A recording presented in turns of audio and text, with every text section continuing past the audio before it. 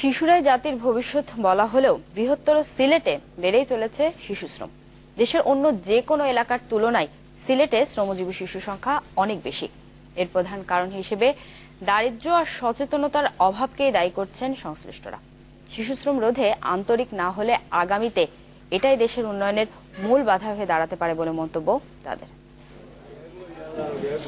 ভোরের সূর্য সুরমা পাড়ে আলো ছড়াবার আগেই দল বেঁধে হাজির অনেক শিশু।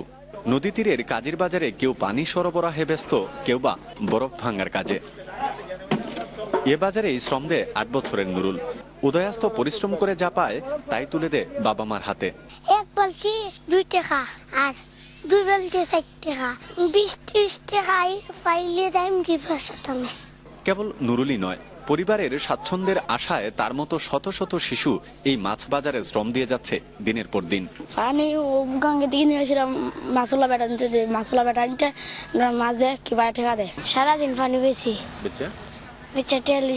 অভাব অনটনের কারণেই শিশুদের রোজগারে পাঠান বলে দাবি তাদের অভিভাবকদের। বাধ্যমূলক আমরা কাজ কাম করিয়া খাইতে হয় বা বাচ্চা কাচ্চারা কাজ কামে দিতে হয়। ছেলে একজনে কাজ করিয়া কুলাইতে পারে না কোনটা, ওর গতিকে বাচ্চা কাচ্চারে কাজ কর্মত লাগাইয়া দিলাম। দেশের অন্যান্য জেলার তুলনায় সিলেটে শ্রমজীবী শিশুর হার বেশি বলে জানালেন শিশুদের উন্নয়নে কাজ করে এমন একটি বেসরকারি সংস্থার কর্মকর্তা।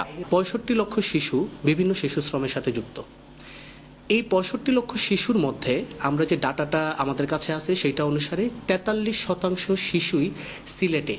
বিশ্লেষকদের মতে শিশুশ্রম রোধ করা না গেলে একসময় তা দেশের উন্নয়নে অন্তরায় হয়ে দাঁড়াতে পারে।